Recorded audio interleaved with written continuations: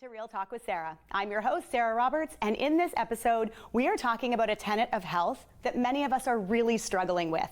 No, we're not talking diet or exercise. We're talking about sleep. Research shows that over 30% of us are sleep deprived, and 1 in 4 kids aren't getting enough. What we know through our own personal experience is that lack of sleep feels bad. We become agitated more easily. We don't have the patience we want to have with our kids. We experience brain fog, we're not as productive at work, and the list goes on. Chronic sleep deprivation has major health implications, and so I've recruited the help of sleep expert Andrew Holmes to share the impact of sleep deprivation and what we can do to improve in this area. And later, we'll talk to certified sleep consultant Heather Sharpe, who helps new parents establish healthy sleep routines that will not only support the baby, but will also help the moms and dads out there who are struggling to get a good night's sleep as well. So here we go. Episode 14 of Real Talk with Sarah starts right now.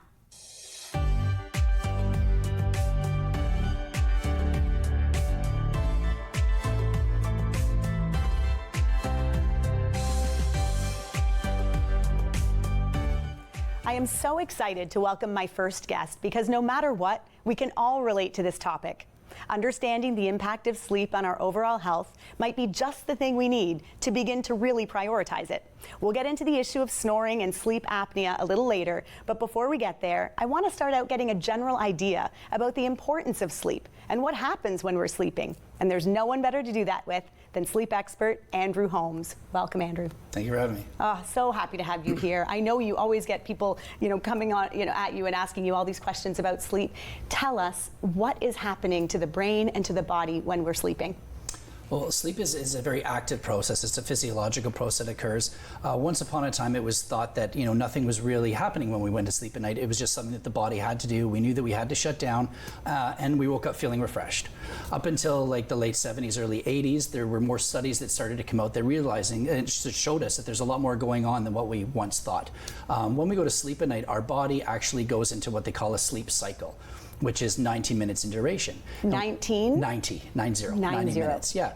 And what happens is we go through different stages of sleep to complete the sleep cycle. And each one of those stages of sleep actually give our body back something. So the 90-minute sleep cycle takes place, and then it kind of resets, and we do that over and over and over again throughout the course of the night, maybe 5 or 6 cycles. So when we first fall asleep, it's called stage 1, and it's where our body's starting to detach from its regular environment. We're still kind of maybe aware of our surroundings, but we're just slowly starting into transition into that sleep. Sort of you start to feel yourself go under. Sort of drifting kind of thing. Yeah. We quickly move into, or hopefully quickly move into stage 2 sleep, which is approximately takes about 10 minutes maybe to get to from stage 1 to stage 2, or we're trying to fall asleep. Anything over that amount of time would maybe be cause for concern if you can't fall asleep in 10 minutes or less.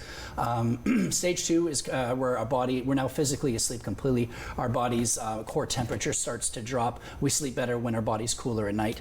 And then we move into the deeper stages of sleep, which is called slow wave sleep. And our slow wave sleep, that's when our body really restores itself. Growth hormone is released. Energy restores itself. So let's say you've gone to the gym, or you've gone to and done a massive workout, or you're building a deck, or you've gone for a long walk. Muscle regeneration takes place, and your body physically repairs itself. So from a strength perspective, the next day you can actually wake up and battle what you have to handle. After we've done our slow wave sleep, out of that 90-minute block, we move into our Rem sleep, and our Rem sleep is our dream sleep. It serves to kind of restore our cognitive processes, how we process information. Memory consolidation takes place as well. So, how much, let's say if I was giving a talk in a public kind of format today, and I was giving specific instructions to people, the amount of Rem sleep that those people would acquire that particular night would impact their ability to recall that information the next day. So it's responsible for cognitive reprocessing, a recharge of our mental horsepower, and again, how we process information. So these sleep cycles occur again over and over and over again throughout the course of the night, and that's kind of how our sleep is made up. And that kind of starts to shift a little bit based on what age you're in. So infants sleep a little bit different than our seniors would, and our teenagers sleep a little bit different from our adulthood. So that's kind of a process that occurs on a nightly basis. And so you touched on teenagers, babies, teenagers. Do we need different amounts of sleep depending on how old we are or the stage in our lives? For sure. The recommended amount of sleep for an adult would be 7 to 9 hours per night. So let's say anybody over the age of 18, we'll say is defined as an adult. 7 to 9 hours is kind of the recommended. Anything less than that, you can be putting yourself at a bit of a disadvantage for, memory recall. Your emotional, physical, and mental health is impacted by these things. So 7 to 9 hours is kind of the sweet spot for adults. For teenage years, you'd probably want to be a little bit more than that, more like in the 9 to 11 type range, because again, their bodies are still starting to develop, depending on what their activities are. Teenagers have a lot of extracurriculars after school, so they may need more sleep as their body's starting to build as well. A very interesting thing starts to happen as well as you get into your teenage years. Through a physiological process, there's a shift in their circadian rhythm that starts to occur as they approach adulthood, and their bodies are actually forced to stay up longer at nighttime. They go to bed like 11 o'clock, 12 o'clock than when they're younger. So like I have 2 boys that are 9, 11, they go to bed around 8:30, 9 o'clock now, and they're out cold. Okay. As you approach the teenage years, because their circadian rhythm is starting to shift into adulthood, they're kind of, due to no fault of their own, that process is keeping them up at night and wanting them to actually sleep in longer in the morning. So lots of high schools have actually thought about starting a later start time for them because of this. 10 o'clock, they're really starting to fire up in the morning now, and then they can go till 8, 9, 10 o'clock at night kind of thing. Interesting, because so many high schools start at 7, 7:30. Yeah. Holy moly. And they're fighting a physiological process right there that should probably still have them in bed. Some schools in the States have actually shifted, and some in Canada, 1 or 2 have acknowledged that, and maybe starting the school at 10 and running until later. Wow. Just for those teenagers. I really think that would be important, because also we're knowing that a lot of kids might be going to bed, to their bedroom at 9, but a lot of them are on devices until 11, midnight, even later. We are a society now that is never unplugged. Right. It's you've got that constant itch in your pocket. It's going, and unfortunately, I've worked with different teenagers that have come into our clinic and things like that, and you kind of question the parents a little bit, and they're like, oh no, they go to bed at a reasonable time. But they have their device in their room, their phones have gone to their room, or maybe they have a television in their bedroom as well. Blue light is something that's been touched on. It delays the release of melatonin, which is our sleep-inducing hormone. So blue light that comes from our iPads, our phones, our TVs, all of that needs to be limited. Yeah. Like for what, about an hour before going to bed? That would be generally a good rule of thumb. Establishing a solid bedtime routine is key, not just for infants and for teenagers, even for adults as well. Getting used to the idea of unplugging all your devices. For all your phones, if you've got kids and stuff like that, what we've recommended in the past is having like a charging station. Mom's phone, dad's phone, teenager's phone, they all go here, and now that's just where they live until the next day. So they're not carrying them up. But I think that's just to touch on that. That's such a key to have the whole family get on board. So many parents say to me, well, Sarah, you don't have kids. You don't know how tough it is to keep kids off devices, when I'll share the importance of sleep. And that idea of having just a charging station on the dining room table, everybody's phones go there, because I think that kids, we don't listen to what our parents say, we model what they do. So if the parents are saying, nope, that's a choice that we're going to make too, I think it's much more impactful. Yeah, you're absolutely right. And that kind of transitions into sleep hygiene, right? What are some good sleep practices? And part of good sleep hygiene is that awareness around the device that you're using needs to be unplugged. Now you're going to say, okay, an hour before bedtime, 2 hours before bedtime, maybe even better. And turn the lights down in your house even. Our exposure to light impacts our ability to fall asleep. So turning the lights down dim, switching off the television, maybe having a nice bath, reading a book, listening to soft music, all these types of things can kind of help that transition to sleep a lot easier. So when you get up to the bedroom, your heart hasn't been racing, you haven't been staring at a light that's been beaming into your eyes. When your body gets to the bedroom, it knows it's there to sleep, and you've done the things in advance, the prerequisites, if you will, to make sure that you're going to be able to fall asleep in a reasonable amount of time. So sleep hygiene. So a cool, dark room, limiting that blue light to 2 hours before we start to wind down, shutting everything down, maybe a bath. What else can you recommend? It's what you do, but it's also the don'ts as well, right? So caffeine it's a stimulant. It can delay your sleep onset, so your ability to fall asleep. One of the main things for sleep hygiene hygiene, our main principles, is the notion that you shouldn't be having any caffeinated products after 2 o'clock in the afternoon. Some people have them at 4 or 5. Some people like a coffee after dinner. You're delaying your ability to fall asleep that night because caffeine takes, I think it's 10 to 12 hours to actually completely flush through your system.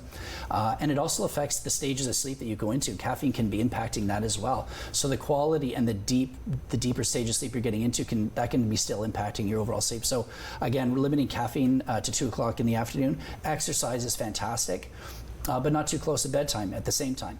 Your body sleeps a lot better when you're continually active. A lot of studies have shown now that people that are getting a solid half an hour, 45 minutes on a daily basis, or 3 or 4 times a week, whatever your schedule permits, those people are actually having more deeper restorative sleeps.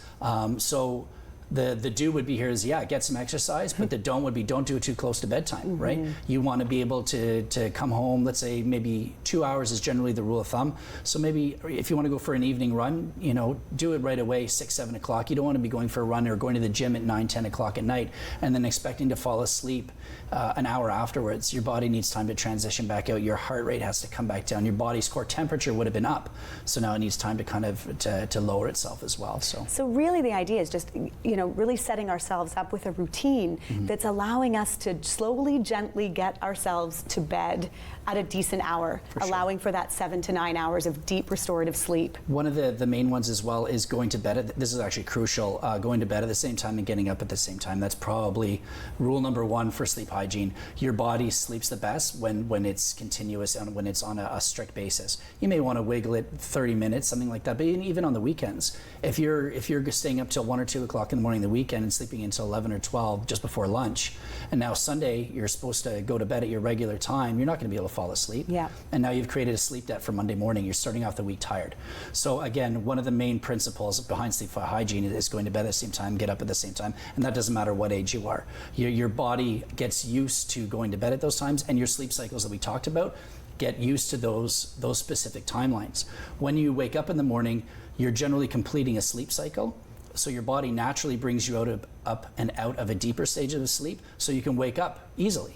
But if you're going to bed at all different times, your body may be, and your alarm may be waking you up. You may be waking up out of a very deep sleep, and you haven't been able to complete that sleep cycle, and you create something called sleep inertia. So when you wake up, you're like, geez, I feel worse than what I did when I went to bed. I'm still so foggy, and it may take 3 or 4 hours for you to get going. Snoozing your alarm clock, for instance, is horrible for you. If you want time to wake up, just set it for that time that you need to get up. Because if you're constantly hitting the snooze button, you may go back into a sleep cycle that you can't finish. And now you've gone into a deeper stage of sleep, and you can't. And you end up feeling worse. You wake up and you didn't get, your body didn't naturally transition you out of a lighter stage, so you can get up and get moving. Wow, and I know shift workers have such a hard time, but that idea of that same time to bed, same time waking up, no matter what time your shift is, can really be, helpful in that way. Oh my gosh, we could talk about sleep forever. Thank goodness we have a bit more that we can cover. After the break, we're going to talk about the issue of snoring and sleep apnea. Back in a moment.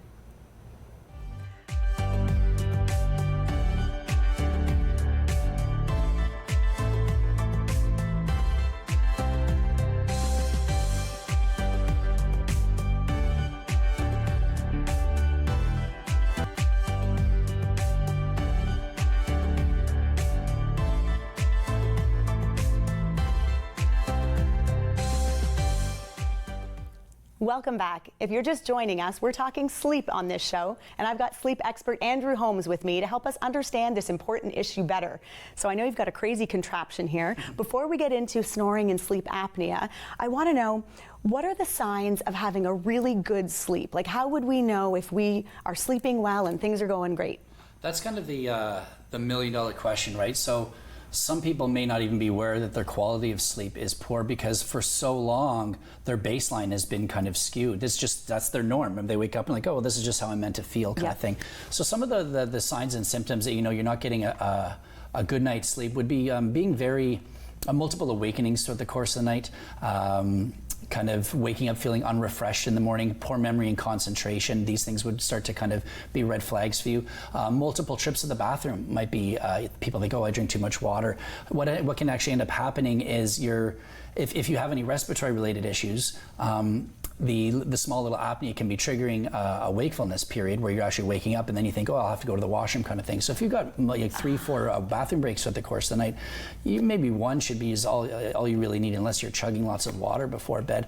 But yeah, multiple awakings through the night, poor memory, concentration, morning headaches would be one as well. Okay. Just really not being able to focus throughout the course of the daytime, being able to retrieve information quickly. As we talked about before, REM sleep is really important for memory consolidation. So if you're like, geez, you're in a meeting, like we just talked about this yesterday, how am I not able to recall that information? Wow, yeah. Well, maybe your REM sleep you're not getting to as much REM sleep as you potentially should be, or having as much REM sleep. So that kind of ties into what sleep apnea is. Sleep apnea is essentially pauses in our breathing while we're sleeping at night. And what can be happening is when we go to sleep, we're trying to progress through those sleep cycles that we talked about. And as I mentioned already, each one of the stages gives us something back. Our slow wave is for our restorative physical strength, and our REM sleep is for dreaming and cognitive horsepower. What can be happening is these respiratory issues. So it's essentially muscle tissues muscle tissues that have a smaller complete block of the airway, where you have these pauses or these cessations of breathing. When that happens, it causes your oxygen levels to go down, your carbon goes up, so your brain sends a signal, start breathing in, and you actually wake up, or you wake up out of the deeper stages of sleep.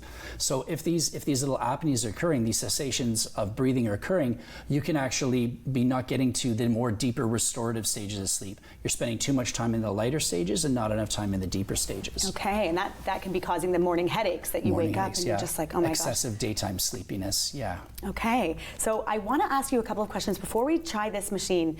I was thinking when you were saying the morning headaches, as you might know, my story is I used to drink a lot at night, and I would wake up with morning headaches and just assume that it was from the alcohol, and I would just hop in the shower and just try to deal with it that way. But I was also probably likely dealing with a sleep deficit. Because, to share with us the thoughts on having alcohol or other drugs to try to help us to get to sleep. Right. So alcohol, it's one of those. It's a relaxant. It's something that many people use to unwind at the end of a long day. And while maybe 1 or 2 drinks can be okay, if you start having more than that, what it actually does, alcohol is a REM suppressant, first of all, so it prevents you from getting to your dream sleep until later stages. So as I mentioned, we pass through those 90-minute cycles. If you've had a lot of alcohol, you're not getting to those dream stages of sleep until the very end or the early hours of the morning. So you're not getting REM sleep throughout the course of the night. It's also it causes dehydration, of course, right? So you're waking up, you're dehydrated, you're drinking lots of water. In turn, that's triggering your bladder, and you're having to use the washroom several times. So while alcohol will help you fall asleep, alcohol turns into sugar throughout the course of the night, which will cause arousals from sleep as well. So it's great, I should say it's great, that's not a good term to use, but alcohol will definitely help you fall asleep, but your ability to maintain sleep, your sleep throughout the course of the night once you've fallen asleep, will be much worse due to those different reasons. And the quality just isn't there. Yeah. What about sleep medication? So let's start with natural things like magnesium or melatonin, and then what about sleeping pills that I know a lot of people sort of take every night, and it just is what they use to help them get to sleep? So I'll start off by saying there's no substitute for a true natural night's sleep, right? That's the main thing that we want to push here. But yeah, melatonin, it's over-the-counter type prescriptions you can grab now. They're good. I would use those for maybe a short-term basis. Again, you'd want to consult with your family physician by trying any sort of new medication, not just based on what I'm saying. But it can be used, let's say, if you're recovering from jet lag or something like that, or if there's external stressors in the family, maybe you've got a death in the family or a loss of a job or income bills are piling up and you have a hard time switching your brain off. These things can be used for short-term measures. But again, you don't want anything that can be kind of habit forming. Trazodone is a big one. It's not a benzodiazepine, so it isn't habit forming. But again, it'd be something that'd be prescribed by your doctor, and that can kind of help you fall asleep. It's used in the treatment of depression, but it's also used for insomniacs. So people have trouble falling asleep. Insomnia isn't just defined as people have trouble falling asleep. It's defined as people have trouble falling asleep and staying asleep. So maybe falling asleep isn't the issue, but after 2 hours, they wake up and they go, oh man, I can't fall back asleep now. Yeah. So trazodone, again, is one of the bigger ones, but that's a conversation that you'd want to have before commencing anything. And again, some of them are prescription based. What I would suggest is really focusing on getting your mind and your whole body into practicing those sleep hygiene techniques. Do everything you possibly can from a wellness perspective before you start looking for a pharmacology kind of route. That's such a great point to make, because I do think that as a general rule, society, we just want the fix. We want the pill. Band-Aids. We don't want to go to bed early. We don't want to turn off all our blue lights. We don't want to not eat, drink alcohol or do all these things. We want to just be able to take a pill and help us to get into that. Solve our problem. I know, It's and it too just true. doesn't work. So show us how this amazing contraption works. Right. So this is an alternative. So if, let's say, you had all those symptoms: excessive daytime sleepiness, morning headaches, waking up multiple times throughout the course of the night, you may be suspecting that you have sleep apnea, which is again pauses in your breathing. What we have here is a home sleep testing device. So the traditional route would be to go to a hospital to get this done, where you'd be sleeping in a bed. There'd be overhead pages going through the course of the night, a ton of electrodes. This is a home sleep test that we offer through our company, Sleep Efficiency, and this is done in the comfort of their own bed. So a lot of people who maybe have PTSD or have anxiety issues or are shift workers, how am I supposed to go and have a sleep test and go to bed at 10 o'clock at night when my shift starts at 11?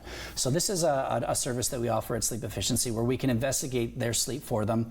Every one of the studies is examined by a registered polysomnographic technologist, which is what I do, and a sleep physician looks at the results.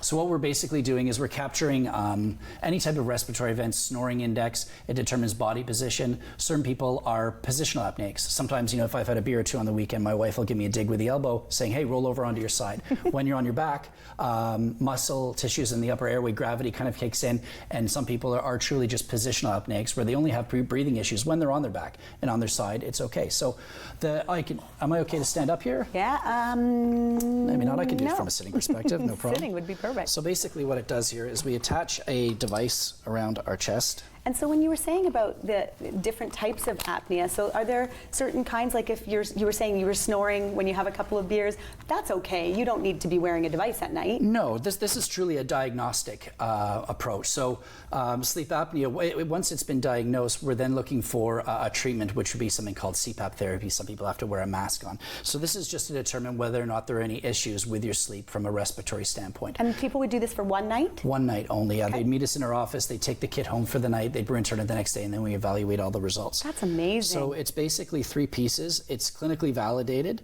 and it can kind of prevent any unnecessary testing. And again, it's not a hard sell. If you had to do this in the comfort of your own bed versus a hospital, you can have your teddy bear and your blanket and everything you need. And your favorite pillow. Yeah, exactly. And then we've got a nasal cannula that kind of measures our breathing. And through applying, I won't put this piece on as well because I'm going to continue to talk, but it just kind of goes like an oxygen cannula, and it plugs in. And then you go to sleep basically with 3 components. You can sleep in whatever position you want. We're measuring oxygen G saturations across the night. Again, what body position you're sleeping in, whether it's obstructive sleep apnea where the upper airway is compromised. There's central sleep apnea, which is a completely different set of respiratory concerns where your respiratory drive is taken out. So it's really just in the interest of time, really a diagnostic tool that people can investigate the quality of their sleep. If you think that you're waking up lots of times throughout the course and you're like, yeah, maybe I do have sleep apnea, I'm up a few pounds, the correlation between weight and sleep apnea is very, very real. It doesn't solely discriminate against those that need to have a few pounds taken off. I had a patient that came in to see us a few months ago, and to look at him, he had the body of somebody who should be on a GQ magazine cover. Unbelievably in shape. He did Spartan races, he did CrossFit training, and we did a diagnostic on him, and I said to him, sometimes it's not to do with weight, but it's to do with the size of your tonsils, your tongue, or your uvula.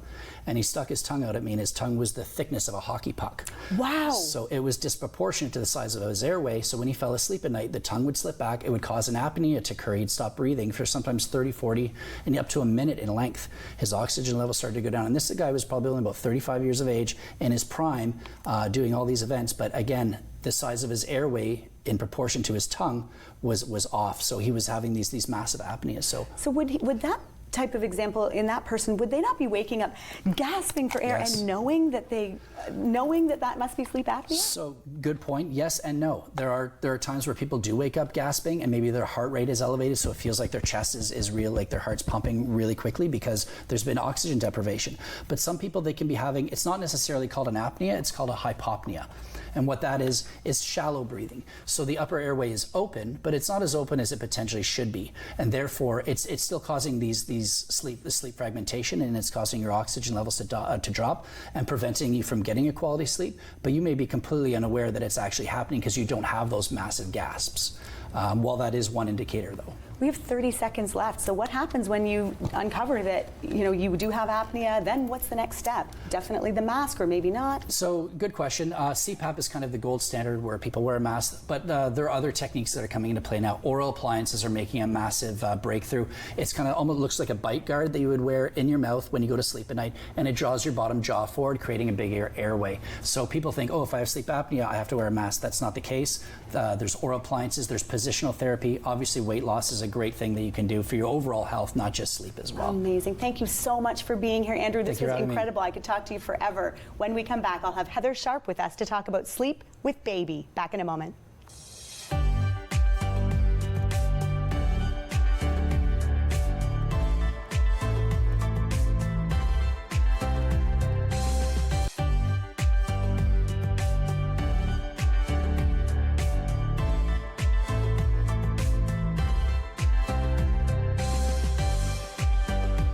Welcome back to Real Talk. If you're just joining us, we're talking about sleep on this show, and I've got sleep consultant Heather Sharpe from We Sleep to share with all the parents out there how to develop sleep routines for baby. Welcome, Heather. Thank you for having me. I'm happy you're here. I want to know, how did you even get started doing this work? I didn't want to ask you ahead of time. I want to kind of dig into that now. And what's the impact been on your own life and also the life of your baby and your clients? Yes. So I was introduced to We Sleep about 7 years ago. At the time, my son was 9 months old, still waking every 2 hours in the night. So we were exhausted and just simply overwhelmed with all of the information out there. So we looked into hiring a sleep consultant. We worked with Janie Riley, who's a leading pediatric sleep specialist and the founder and president of We Sleep. After 2 nights into the program, my son was sleeping through the night. 2 nights? 2 nights. Oh my gosh. Yeah, it was amazing. He soon started to nap properly, and it was just really it's a life-changing experience. Oh my gosh, after 9 months of not getting a good night's sleep, after 2 nights of learning this stuff, okay, without further ado, we got to get into your tips then. Tell us what we need to know to get good sleep. So we start off by, as Andrew noted, we recommend a nice, calm and dark sleep environment. So to start off, blackout blinds and blackout curtains complement each other very well. Essentially, we want it as dark as possible. As dark as possible. And I know that you brought this blackout blind. Mm-hmm. This is like a portable. So this is a portable blackout blind. It has so this is great for if you're traveling. We're going to talk about that later, but also if you just want a temporary blackout blind. Yeah, it's got suction cups. It fits to any window, and it's perfect for on the go. Okay. Essentially, we want it as dark as possible, so it stimulates the release of our sleep hormone, melatonin, which will promote a deeper and more restful sleep. Okay. Mm-hmm. All right, so keep going. What else do we need to know? What kind of sleep hygiene for babies? So in terms of creating a sleep space, we don't just want it dark, but we also want to minimize any distractions that might stimulate the baby, so any flashing lights or bright lights. In terms of their where they sleep in the crib, we like a nice clean crib. So by clean, I mean just a crib sheet, no bumper pads, no toys, just their blanket or a snuggly buddy. Usually after 6 months is recommended, but we always say to check, with the pediatrician What's first. a snuggly buddy? So this is a good example, just something, really soft and, cuddly. It's a nice comfort object. So one. Just one. Not having a ton of toys. What about a mobile? We don't want to have the whole zoo in there. Okay. Yeah. No mobiles either. It can act as a distraction as well. Wow. Mm-hmm. And I know you talk about early bedtime. Yes. Okay. Yeah. So early bedtime is key. I hear from a lot of parents that they keep their child up for longer periods during the day, hoping that they sleep for longer periods at night, when in fact the opposite is true. My favorite catchphrase is that sleep begets sleep. So that means when a child gets more sleep or better sleep during the day with less of a stretch to bed, they will actually sleep longer periods at night. So that's a real myth, I think, of keeping your baby up for a long time, hoping that they're going to finally just crash. Yeah. Yeah, Wow, a big so misconception. sleep begets sleep. Yes. All right, so we've got the nice dark environment, we've got the clean crib, we've got early bedtime. What else can we do for sleep hygiene? So another thing is to set up a predictable bedtime routine.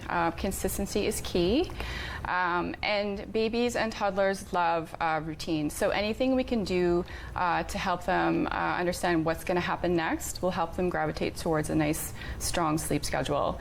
So a bedtime routine shouldn't be any longer than 45 minutes. You can start with a nice bath. It's very calming. The bath is a really big sleep cue. It lets babies know that the big sleep is coming. So bath, into their PJs, sleep sack, offer a feed, depending on the age of the child and whether that's still happening. What is a sleep sack? Well, I've got one right here. So this is it's cozy. It's like a wearable sleeping bag. blanket. It's like sleeping bag with arms. Yeah. Armholes. Yeah. And then usually after around 3 to 4 months is when we suggest introducing a sleep sack. And it just provides them an extra, it makes them feel comfy and cozy, and gives them another, kind of sense of security. Prior to the sleep sack, do you recommend swaddling? Swaddling is great for babies too, especially with the, with the Mara reflex that they get. So yeah, it promotes better sleep for infants. All right, and I know you also mentioned always putting baby to bed awake. Yes. And that, to me, when you mentioned that to me over the phone before we did this show together, I was like, I think a lot of parents are driving around the neighborhood trying to get their baby to sleep and then putting them to bed. Tell us why. So we'll touch on sleep props. Sleep props are best to avoid them wherever possible. So sleep props are those external stimuli that a baby's dependent on for sleep. So things like soothers, holding, rocking, bouncing, going for car rides, as you said, or stroller rides.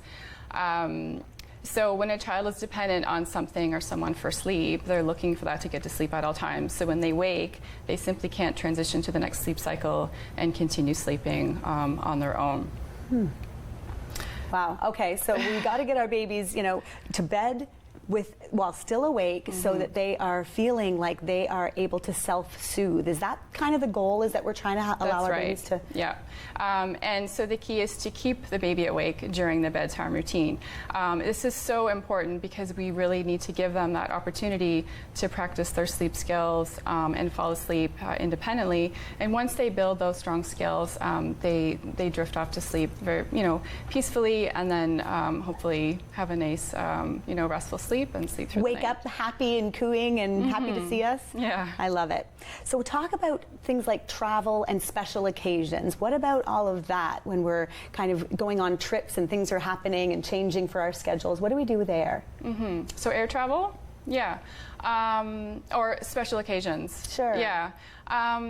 So the first thing would be to always try and keep the child, keep their bedtime within 30 minutes of their usual time. As Andrew suggested, it's the same for adults too. So it's just give them, the best chance to drift off to sleep well and sleep through the night. If we miss their window for sleep, then that's going to result in more frequent night wakings and early morning wakes. I think it is such an issue for parents that want to go on trips and travel with baby, but they just, it can be really stressful, and trying to keep, all of a sudden they're off this routine. I think it's interesting when you keep, referring back to what Andrew was talking about. We're not that different as adults, even though we push through and we live without sleep. Babies really show us what's important, which is the sleep hygiene, the routine that we need to get into, because like anything, it's a habit, right? Yeah. Routines are so important. Yeah. So with travel, we kind of go away from our routine, and all of a sudden we're in maybe a new country, maybe we're somewhere else. So talk to us. We've got a few minutes left in this segment, and then we'll come back to it after. Okay. But talk to us a bit about airplane travel. So with airplane travel, if you are booking a longer flight, when you're traveling with little ones, best to book it for early in the morning, assuming they've had a good night's sleep and they're refreshed, they're ready to take on the day. They may or may not sleep on the plane, but if they just be prepared. So bring their favorite book or their snuggly buddy and let them sleep in your arms if they can. Yeah, and then sometimes it might be best to break up the flight. Actually book a connecting flight on purpose? Okay. That just gives them a chance to, run around and, burn off some energy. Of course, if it's a newborn, they might just be quite happy just sleeping in your arms for the full duration of a long flight. So, and speaking of newborn in your arms, so Babywearing, is that something that you recommend? Using those swaddling Babywearing gadget things? Yeah, Babywearing is it's convenient for sure. It gives you an extra set of hands if you're busy doing stuff around the house. I wouldn't suggest it for sleeping, because if the baby gets used to sleeping on you, then that can be a hard habit to break. So kind of that same concept where you're saying we are needing to teach baby their own regulating, their own self-soothing to be able to get to sleep. So if they're always, it's almost like another sleep prop, right? Mom is now a sleep prop. Yeah. I won't go to sleep unless mom's wearing me. That's right. Wow. Yeah. Okay. Yeah. Anything else for airplane travel before we have to go to break?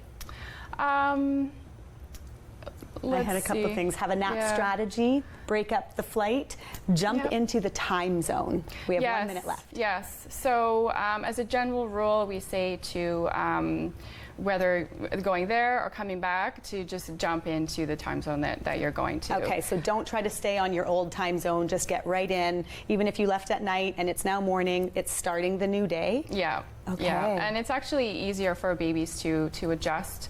They don't experience jet lag as much because we tend not to honor our sleep needs as much. And if baby's well rested, they've had a good, they've had a nap or two during the day, they will adjust much quicker than we do. Amazing. All right, well, after the break, Heather's going to keep going with her top tips for travel and special occasions. Back in a moment.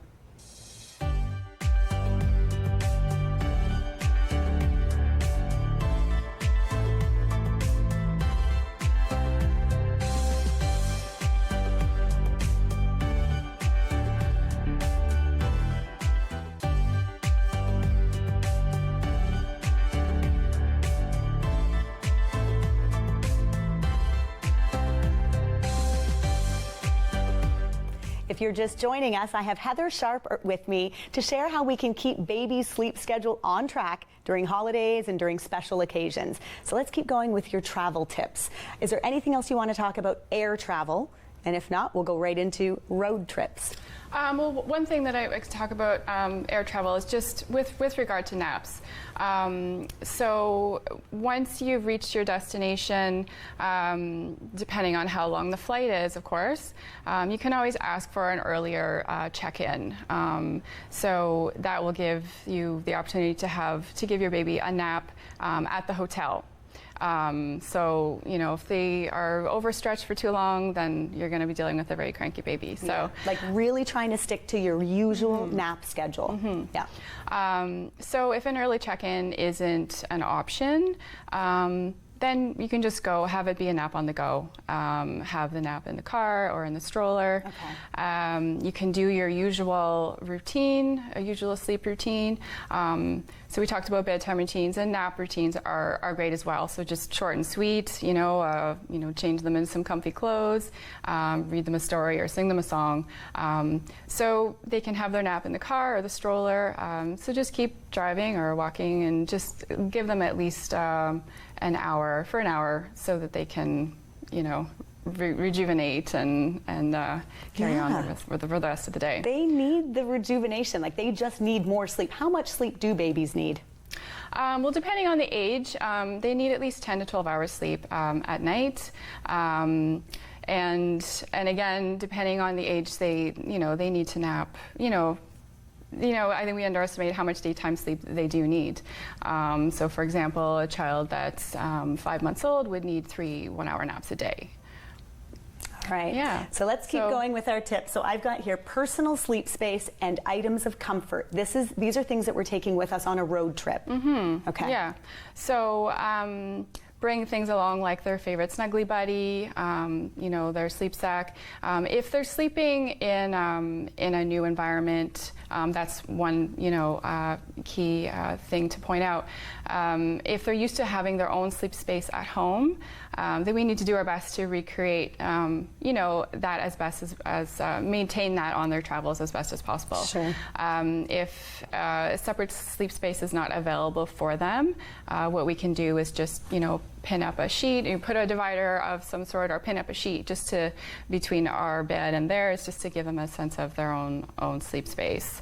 And maybe use this travel, to go blackout blind to use wherever they are. Definitely, that comes in very handy in those situations. Yeah. Yes. And to bring along their comfort objects, so their snuggly buddy, their blanket, their favorite book, even their bath toys. So maintain the routines as much as you can while you're away. Also, because they're in a strange environment, you can have a very dim night light in the room. So this is to give them some reassurance that if they do wake up in the night, which is quite possible, it's reassurance that they're in the same place that they were when they went to sleep.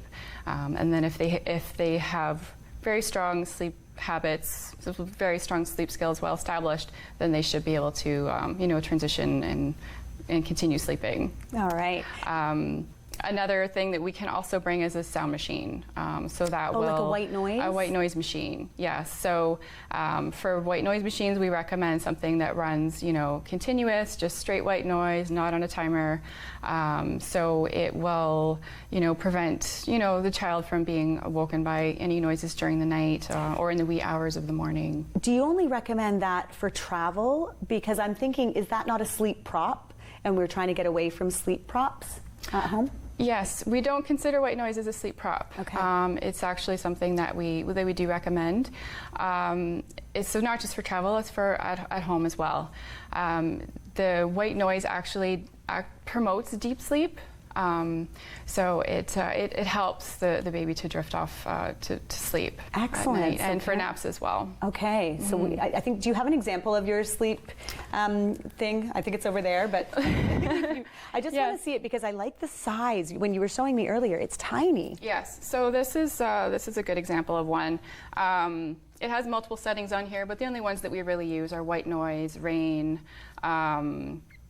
or waterfall. So nothing with peaks and valleys. Those things can be very stimulating.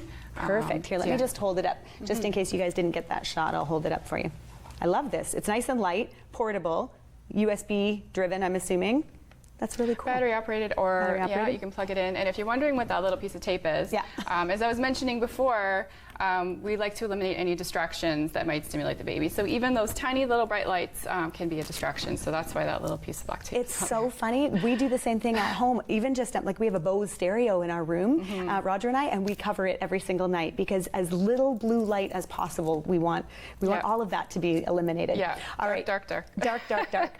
Let's talk about special occasions when fireworks are happening at 10 o'clock at night. We want to keep baby awake for fireworks, or Christmas is coming, or Easter. Special occasions. What do we need to know? Yeah, there can be a lot of pressure put on us by friends and family, and just depending on the situation that's going on. So, I mean, for example, let's say you're having friends or family come over and 2 o'clock and 2:30, and they don't want to wake your child up from their nap so that they can see them, or at 7 o'clock at night, and you're getting them ready for bed, and they want you to keep them up so they can play. So in these situations, you might feel like the bad guy because you're not kind of going along with what everyone else wants, but we have to they're just coming over to see the baby. Yeah. We're here to see the baby, and so you're saying parents need to say, it's our choice here that we are making sure that we're prioritizing the sleep exactly versus the visit. Yeah, That's tough. Yeah. So definitely, we know our children best, and we really need to honor their sleep and their sleep needs. And once people see how when a child is rested and they see how much sociable they are and happier, then they'll realize it's really for the best, see them at their best when they're well rested. It's about quality. Right. Versus it's about quantity, or versus your schedule. Like we have to honor the baby's schedule. That's correct. Yeah. What about, you have a tip on get back on track quickly. What do you mean? So there's always going to be minor disruptions in the routine, whether they've skipped a nap or if it's a later bedtime. Every once in a while, that's okay. But the key is to get back on track the very next day with regularly scheduled naps, just getting them back into the routine, which is what they really thrive on. So the problem arises if we multiple nights in a row where they're off the routine and they're going to bed much later, they can accumulate some sleep debt, and then that's where you might run into problems, and the child's going to be very overtired and not be able to enjoy any of the festivities that are going on. Amazing tips. Thank you so much. I'm wondering from you, you were saying that you changed everything in your life with your baby sleep, with your sleep in 2 nights. What were the top things that you changed right away to make those changes? One of the biggest things for me was I was still feeding feeding, not necessarily feeding to sleep, but feeding at the right time. So when we don't just look at nighttime sleep, we look at daytime, routines as well. So one of the things that I changed was, as part of the daily routine, to follow a wake, eat, play, sleep rotation. Wake, eat, play, sleep. Okay. Yeah. So that essentially it breaks that feeding to sleep association, and we really want to encourage children, once they've slept through, they've had a great sleep, we want to encourage them to wake, have a nice full feed, play, and then sleep. And then once we get them on a proper daytime routine, it really helps to establish the proper nighttime sleep as well. Once again, I just think it's amazing how it's really mirroring what adults need too. We thrive on routine, don't we? And it's just, it's so highlighted when we see it in babies, how they thrive. To imagine your baby going that whole length of time, I think about my partner Roger. He was a baby that just screamed all the time, never wanted to sleep. His mother was going crazy, not sleeping, having to work a full-time job. If only she had, sort of learned all of these tips back then. I think this is going to help so many parents. What is your favorite overarching tip when it comes to helping parents to start getting into better routines with babies? Well, it's just all routines are important. The bedtime routine is so critical. So usually when we start with, establishing healthy sleep, we start with the bedtime. So as I mentioned, with the bedtime routine, once they're bathed and they're in their pajamas, a couple of short stories and their song, and then they go into their bed so it's awake. A bath. It's comfy clothes, it's the song, it's the reading of the books, and then it's the song. That is the routine. And that's different for everybody, but that's a nice routine. Yeah. Yeah. Yeah. And then they go into their bed on their own and fall asleep on their own and independently, and that is really the key, to give them those opportunities to practice those sleep skills. Yeah. And we want babies to feel comfortable in their sleeping environment. We don't want them. We want them to welcome sleep. We don't want it to be something that they fear. We want them to feel safe and comfortable in their sleep space, fall asleep peacefully, and get the healthy sleep that they need. 10 to 12 hours in the night is, some babies need a little more sleep than others, but we do our best to find their sweet spot for sleep. And amazing. Yeah. Thank you so much for being here, Heather. Thank you. I know these tips are going to help a ton of people. When we come back, I'll share my final thoughts. Back in a moment.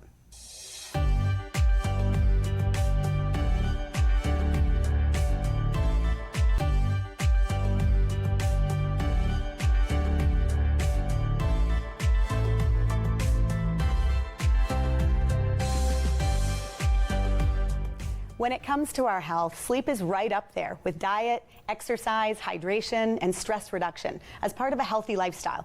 And I know we learned a lot from both of my guests tonight.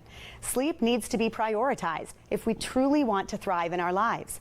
Not only do we detoxify our brains with sleep and guard ourselves against heart disease and other health issues, but when we get a good night's sleep, we feel good. And what a world this would be if we all started to make getting quality sleep a priority. Let's push back on the antiquated belief that sleep equals laziness or that productivity is rooted in the number of hours we stay awake. It's nonsense, and the science shows we have it all wrong. With good quality, restorative sleep, people are more productive in less time than those who are dragging themselves around because of only allowing for 4 or 5 hours of sleep each night. While getting proper sleep is an ongoing issue for shift workers, with consistency and proper sleep hygiene, even they can see dramatic improvements. And for parents with little ones, creating positive habits early on has the potential to set your child up for the rest of their life. For anyone concerned about their quality of sleep, I encourage you to speak with your doctor, consider a sleep specialist, and determine if there are more serious issues at play. Thank you to my guests Andrew Holmes and Heather Sharpe for really shining a light on this very important topic. Until next time, I want you to remember one thing, that no matter where you are, and no matter how it feels, you are never, ever alone. See you next time.